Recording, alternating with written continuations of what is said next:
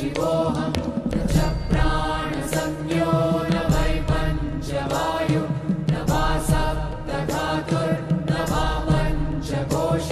न वा पाणिपादं न चोपस्थपायु चिदानन्दरूप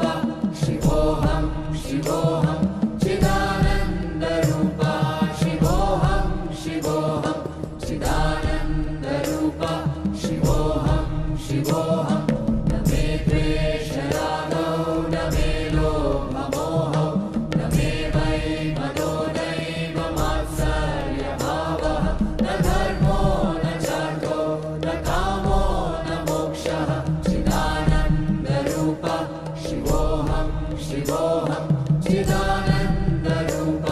शिवोऽहं शिवोऽहं चिदानन्दरूप शिवोऽहं शिवोऽहं न पुण्यं न पापं न सौख्यं न दुःखं न मन्त्रो न तीर्थं न वेदा न यज्ञः अहं भोजनं नैव भोज्यं न भोक्ता चिदानन्दरूप शिवोऽहं शिवोऽहं चिदानन्दरूप